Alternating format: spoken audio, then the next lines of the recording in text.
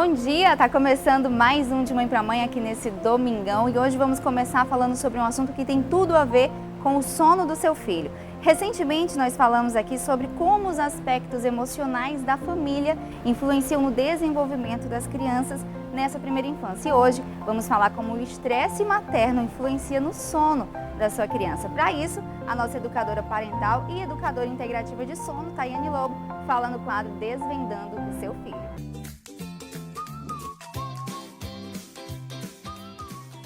Olá, seja bem-vindo a mais um Desvendando o Seu Filho e hoje nós vamos falar sobre um fator muito importante que afeta o sono. Quando pensamos em todos os fatores que afetam o sono, pensamos principalmente nos fatores fisiológicos, como sede, fome, mas esquecemos de um fator muito importante que é o emocional. E já que nosso papo é de mãe para mãe, vamos falar hoje sobre estresse materno. Nós sabemos que a vida de mãe é extremamente cansativa, principalmente quando não podemos contar com rede de apoio. E aí começam os problemas com a rotina da criança, que não come, não dorme e a mãe se estressa ainda mais e vira uma grande bola de neve. É normal que depois de todo esse trabalho nós estejamos exaustas e ansiosas para a criança durma logo. Mas o que acontece é que os pequenos percebem nossa expressão corporal quando estamos estressados. E isso deixa eles inseguros e em estado de alerta, dificultando ainda mais a hora de dormir. E o que fazer então? Bom, não existe fórmula mágica. O autocuidado sempre vai ser a melhor solução, pois quando você pensa em você, você também pensa no seu filho. Uma sugestão é assistir um filme junto com sua criança, fazer uma pipoca e tirar esse momento entre vocês para relaxar. Outra dica é tentar acordar um pouco mais cedo que seu filho e tomar um café com calma. Assim, você não tem a sensação de que já começou o dia cuidando de alguém. Se for possível e você tiver alguém que divida os cuidados com a criança, peça essa pessoa para ficar com a criança pelo menos por 1 hora. E tire esse tempo para você, valer ou até ficar de pernas para o ar, mas relaxe. Caso não tenha, considere a possibilidade de contratar alguém ao menos uma vez na semana para te ajudar, pois ainda que pareça não ser uma prioridade, você estará investindo na sua saúde mental. E por último, lembre-se que você está fazendo um excelente trabalho, porque a autocobrança muitas vezes é um grande sabotador emocional. É exatamente isso, tá? Investir em saúde mental hoje é o maior investimento que a gente pode fazer. Seja mãe ou não, mulher, enfim, invista na sua saúde mental que toda a sua família vai agradecer. Quer ver outro assunto que tem causado muito estresse, não só no Brasil, mas como no mundo? É a pandemia do coronavírus, é isso mesmo. Aqui no Brasil já são mais de 30 casos confirmados da doença. O Maranhão tem alguns casos em investigação, mas essa semana eu estive com o secretário de Estado da Saúde, Carlos Lula, que nos tranquilizou a respeito de como o Estado está preparado para lidar com a doença. A chegada do novo coronavírus ao Brasil colocou profissionais de saúde e toda a população em alerta. 2 casos suspeitos da doença já foram descartados no Maranhão. E o momento agora é de capacitação das equipes sobre doenças respiratórias e o Covid-19. A iniciativa é exatamente essa, de agregar os profissionais, de apresentar para eles as condutas que devem ser tomadas frente à suspeição de um caso de coronavírus, a definição de casos, quais as medidas que devem ser tomadas em relação à notificação, monitoramento e acompanhamento desses casos, as medidas de proteção individual e condutas gerais que serão apresentadas pelos infectologistas. Atualmente, são 8 casos suspeitos do novo coronavírus no Maranhão. A Secretaria de Estado da Saúde está monitorando todos esses pacientes e o Estado garante estar preparado para o manejo da doença. As precauções continuam as mesmas que a gente já tinha tomado nos primeiros casos. É importante a gente salientar para a sociedade que à medida que aumenta os casos, à medida que aumenta o número de países que a gente está em investigação, hoje agora, todos os países do hemisfério norte, com pessoas que venham com sintomas, a gente já coloca como caso suspeito, era natural que esse número de casos ampliasse.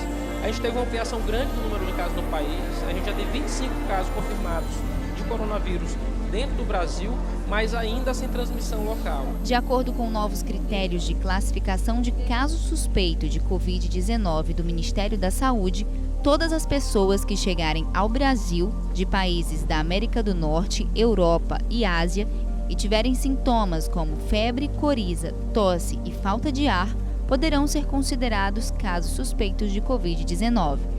Mas não há motivo para pânico, como garante as autoridades de saúde. O que a gente tem que fazer é manter nosso protocolo, manter a etiqueta, e é natural, com toda doença nova que tem a propagação tão rápida quanto o coronavírus, que a gente se preocupe, mas não há motivo para pânico. Não temos nenhum caso confirmado no Maranhão e ainda que tenhamos casos confirmados, o sistema de saúde está preparado para tratar esses doentes. Assim, sendo uma doença viral, né, de transmissão respiratória, a orientação é a etiqueta da tosse, né, que vai, primeiramente, a lavagem correta das mãos, frequente, né, evitar se aproximar muito das pessoas quando você estiver tossindo, espirrando e, se acontecer, proteger com a dobra do cotovelo. Então, essas são as medidas básicas de proteção, de disseminação das doenças virais respiratórias. Viu só? Não há motivo para pânico. Eu sei que é muito difícil, né? Tudo que é novo causa mesmo esse estranhamento, esse medo, mas há motivo para cuidado. Por isso que a gente trouxe também esse alerta aqui para o De Mãe para Mãe, que a gente conversa com esse público, está todo mundo muito preocupado. Tem mães nas escolas, como a gente brinca, né? Quase bebendo álcool em gel. Eu tenho observado isso, muita gente na escola sem saber o que fazer, como lidar, a questão das aglomerações nos locais públicos, mas é como a Leia explicou, os cuidados de higiene, os cuidados da etiqueta da tosse, né? Não é tossir assim, é tossir assim com o braço e tentar não surtar por conta dessa doença, que é uma doença respiratória grave, mas que tem como ser prevenida, né? E por falar em escola, daqui a pouco, no próximo bloco, a Tatiana Galli vem com uma conversa com duas mamães sobre a fase de adaptação escolar. Muita gente passou por isso no início do ano e tem gente que vai passar agora em agosto, ano que vem, enfim. Nunca é demais falar sobre assuntos que interessam você, mamãe, e os seus filhos, né? A gente volta já.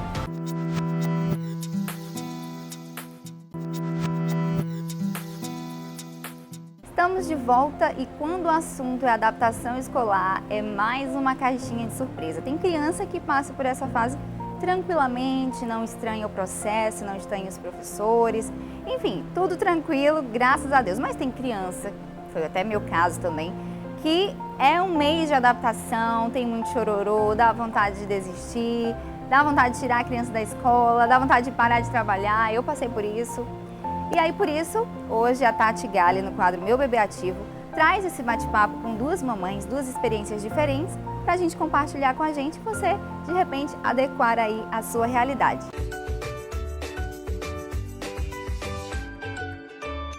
O bebê cresceu e chegou a hora dele ir para a creche. A maioria das famílias que colocam seus filhos antes dos 4 anos tem a necessidade porque voltam ao trabalho. Mas existem mamães que também, sem essa necessidade, optam por colocar os seus filhos na escola por questões de desenvolvimento e socialização. Estamos aqui hoje com a Luciane e a Ana Paula, que são mamães da Maria Lúcia, de 1 ano e 11 meses, e do Paulo Filho, de 1 ano e 8 meses.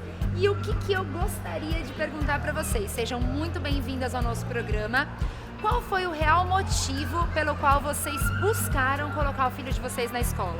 O meu principal motivo por colocar a Maria Lúcia na escola foi pela questão do atraso na linguagem, que eu estava sentindo que ela não estava falando nada, então eu fiquei assim meio preocupada. Então assim, eu achei melhor colocar ela na escola, até por conta também da socialização com outras crianças, né? Sim, e eu também, né? Eu também resolvi colocar o Paulo Filho por conta da fala dele, que eu vi que realmente estava atrasada, e por conta da socialização. Inclusive, eu levei ele até ao neuro, né, para ela informar, né, avaliar, e aí ela me orientou que eu realmente levasse ele para que ele tivesse essa socialização. E Ana, me explica uma coisa, você acredita que se o Paulo tivesse entrado um pouco antes na escola, mais precocemente, esse desenvolvimento dele poderia também estar melhor? Sim, eu concordo que se ele tivesse entrado antes, o desenvolvimento dele teria sido melhor por conta da socialização, né, com as outras crianças.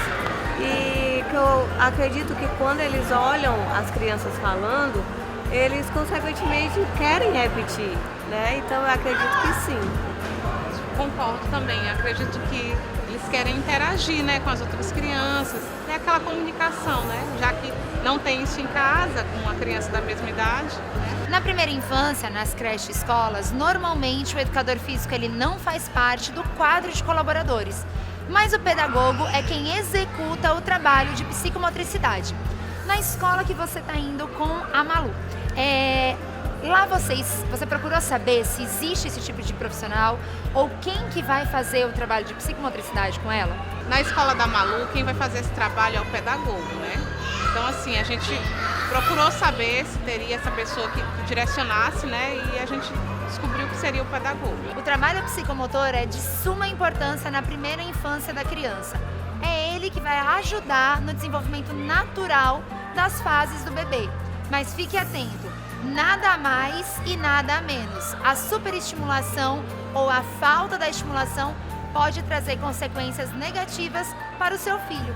E eu queria agradecer a Ana Paula e a Luciane e perguntar para vocês se vocês topam daqui a um mês voltar com a gente no IGTV lá do De Mãe para Mãe SLZ e contar pra gente quais foram as mudanças dos filhos de vocês na escola. Vocês topam vir comigo nessa? Sim, com certeza. Muito obrigada, Mari. E você, me conta, como foi esse primeiro ano do Davi e quais foram os principais marcos de desenvolvimento do Davi na escola? Nossa, Tati, muita diferença. Olha, como eu falei anteriormente, eu tive vontade de desistir. Eu cheguei um dia surtada no meu trabalho, pedi demissão, porque eu não aguentava mais ver meu filho chorando, mas eu persisti, né? E nisso foi um processo de adaptação também para mim, porque é muito difícil a gente soltar, é muito difícil a gente entregar o nosso filho para outra pessoa, né? Mas é preciso confiança. Eu gostei muito dos relatos dessas mamães, muito obrigada por compartilharem a experiência com a gente. Mas respondendo a sua pergunta, eu vejo uma transformação não tem comparação. A gente já faz muitos estímulos em casa, mas depois da escola, obviamente que a fala, a interação, a forma como se relaciona com outra criança, tudo isso muda e potencializa bastante. Mas é aquela coisa, né, Tati? Cada pessoa sabe da sua realidade e o tempo certo também de colocar o pequeno na escola. Agora vamos a um recadinho do Salão Patrícia Sampaio. E a novidade é que você pode agendar o seu dia de noiva para curtir um dia especial aos cuidados de uma equipe profissional. É só agendar no número que está aparecendo na tela e você vai ter um espaço ao seu dispor e também todos os serviços que você contratar no pacote do seu dia de noiva. Além disso, o salão tem outros procedimentos que vão muito além da beleza. Estética avançada, massagem relaxante, depilação com linha, enfim, é uma infinidade de opções para você cuidar da sua beleza. Afinal, você merece esse cuidado. E no próximo bloco tem Graciela Feitosa somando mais uma vez com a gente, falando sobre a disciplina positiva e os desafios na educação de filhos de 0 a 3 anos. A gente volta já.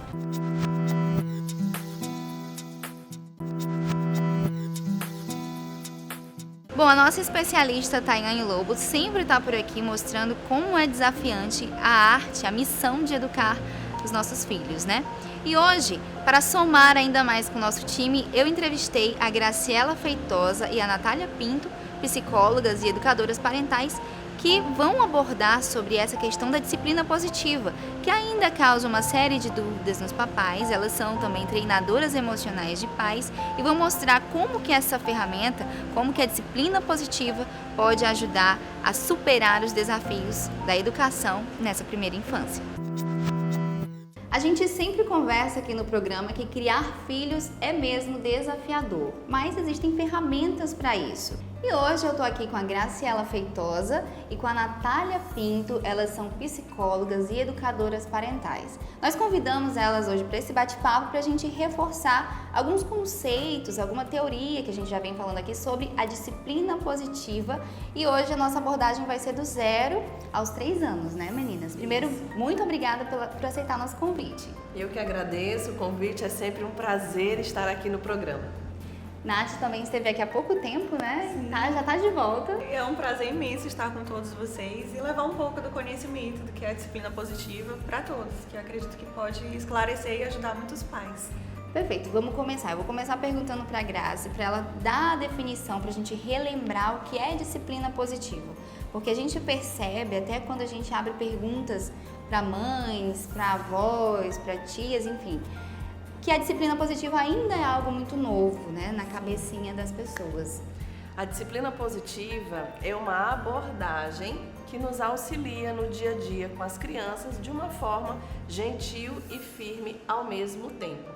nem permissivo demais, ou seja, deixando fazer tudo, e nem autoritário, não usa punição, não usa castigo, usa uma comunicação muito mais leve, uma comunicação de acordos, de negociações. Então a disciplina positiva é isso, é fortalecimento de relacionamento familiar através de um encorajamento, de uma forma mais deliciosa de conviver com as crianças.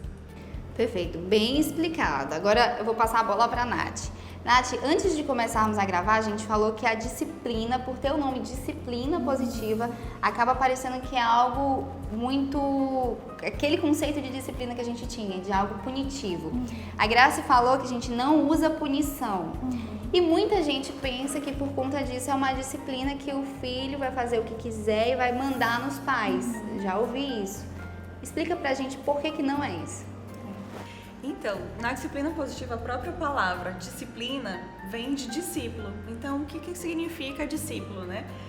Eu sou líder, então é uma reeducação do adulto. Eu vou primeiro me reeducar, eu vou primeiro olhar para mim e desenvolver estratégias para que a partir disso eu possa ter novos recursos para lidar com essa criança. Então, eu vou servir como um guia para essa criança. Então, através do meu comportamento que eu remodelei, que eu tomei consciência que eu preciso ajustar algumas coisas, eu vou mostrar para essa criança também como ela pode se comportar melhor.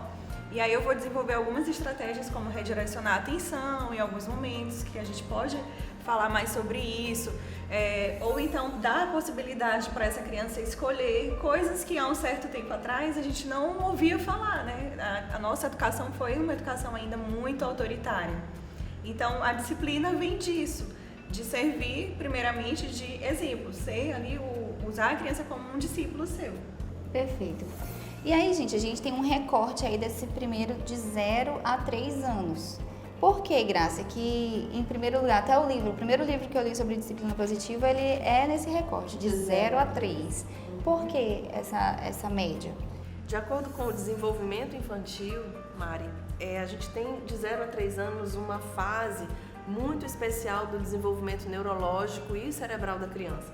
Então, de 0 a 3 anos acontecem muitas conexões cerebrais, neurais, acontece o pré-amadurecimento de um cérebro que parte de um princípio de que não entende, né? Ao contrário do que a gente pensa, eles entendem muita coisa, o bebê já entende muita coisa, ele se comunica de uma forma em que o adulto precisa aprender a ler essa comunicação de 0 a 3 anos, e aos 2 anos acontece um marco de desenvolvimento de verdade, onde a criança entende que ela não é mais parte, que ela não é parte, não é uma continuação da mãe, e ali ela começa a ver o mundo de uma forma mais autônoma, ela busca satisfazer as suas próprias necessidades o tempo inteiro.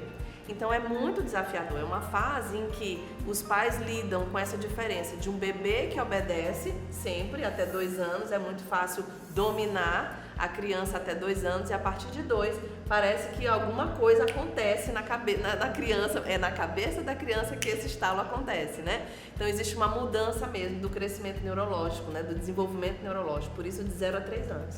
Perfeito. Eu tenho um bebê de 2 anos e 4 meses em casa, um ex-bebê, né? Um ex-bebê. E aí ele tá nessa fase de descoberta, até se eu espetar, por exemplo, uma fruta para ele com um garfo, ele pega e diz assim, não, mamãe, sou eu. Ele tira a fruta do garfo, coloca e ele espeta. Fantástico. Então, assim, eu trabalhei muito essa questão de autonomia, né? Porém, quando chega essa fase que a criança se mostra autônoma e mostra que ela que vai fazer, a gente fica com medo de perder um pouco o controle, né, Nath? Por que isso acontece na cabeça dos pais? Aproveitando que você falou que é um processo de redescoberta pessoal em primeiro lugar.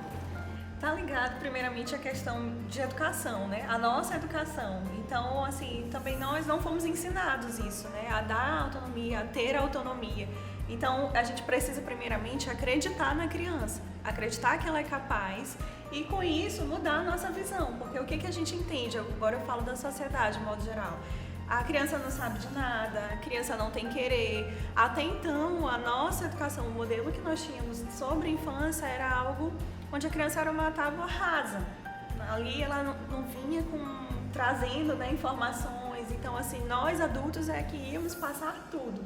Então, a partir do momento em que a gente muda essa visão, faz esse exercício para perceber que a criança, sim, ela tem sentimentos, ela tem emoções, validar isso, então isso começa a fazer muita diferença nessa relação. Nossa, esse tema eu sou suspeito para falar, porque eu descobri, é lindo demais. Eu descobri a disciplina positiva, eu estava grávida. Eu descobri muita coisa grávida. Acho que você engravida, você tem que aproveitar aquele tempo ali para ir se preparando de alguma forma, né? Eu fiz assim quando eu fui me preparar para a introdução alimentar, foi durante a gravidez. Eu fui me preparar para formas de educação, pesquisar, estudar, foi durante a gravidez. E depois nasce, você vai... O tempo vai reduzindo de estudo, mas você tem que continuar, né? Vou pegar o gancho de uma resposta da Graça, que foi sobre ser gentil e firme ao mesmo tempo. E aí muita gente tem dúvida quanto a isso, eu tive muita dúvida no início. Como que eu vou ser firme de mostrar que eu estou respeitando quem ele é, mas eu estou no controle. Eu sou a mãe e eu preciso mostrar para ele que eu sou a mãe, sem que ele se sinta humilhado por eu ser o adulto e ele a criança, né? Então, assim, como que a gente faz para ser gentil e firme ao mesmo tempo? Duas coisas eu gostaria de destacar. Essa resposta, ela daria um dia de matéria, um curso inteiro. Porém, eu gostaria de destacar dois aspectos para ficar bem didático. O primeiro deles, que você, mamãe e papai em casa pode usar, é o combinado. O combinado é algo que você deixa a criança falar o que ela quer. Por exemplo, eu quero chupar um pirulito antes do almoço. Aí na sua casa você vai ver se você permite ou não. Não permitindo, você vai dizer, filho, assim que você almoçar, você chupa o pirulito, combinado? Né? Então dificilmente essa criança não vai ceder, porque ela está vendo que ela está sendo atendida, porém ela sabe que ela também precisa almoçar. A criança não é boba, né? O nosso erro é de achar que a criança não entende, que ela sabe a obrigação dela. Então esse é um fator, combinado, para tudo. Primeiro você fala o que você quer e depois faz o que a criança está pedindo, combinado, tá? Então isso é uma coisa que funciona muito. E isso está dentro do gentil e firme ao mesmo tempo. Você não perde o controle, mas você está dando a vez para o outro também se manifestar. O segundo ponto é com relação à conexão antes da correção. Isso é um princípio básico da disciplina positiva. Ao invés de você punir, corrigir de imediato, primeiro você se conecta com a criança. Filho, eu entendo que você quer continuar assistindo TV e é hora de tomar banho. Vamos ver quem chega primeiro no banheiro? Então, e aí você faz uma corridinha, uma brincadeira, faz um momento lúdico também. Dificilmente a criança não vai ceder ao que você está pedindo. Então, esse negócio desse banheiro outro dia me rendeu um monte de boneco no banheiro e foi aquela coisa. Até depois do banho eu tive que passar a pomada que eu passo nele em todos os bonecos que tomaram banho junto com ele. É algo assim que a gente precisa estar disposto a fazer, né, Graça? É relacionar-se, Mari, porque na nossa criação, muitos de nós não teve essa oportunidade de se relacionar com os nossos pais. A gente simplesmente obedecia. Sim. E ai de quem não obedecesse, né, Nath? Então, obedece quem tem juízo. Já tá entrando. Não é? Então, a gente não teve essa oportunidade. Sim. Por isso, a disciplina positiva é uma quebra de paradigma muito grande. Quando a gente faz o curso da formação para ser educador parental, a gente pensa assim, meu Deus, eu pensei que eu soubesse criar filho, eu pensei que estava certo, mas não, né? Então, muita coisa a disciplina positiva traz para a gente repensar. É riquíssimo, é lindo. É lindo.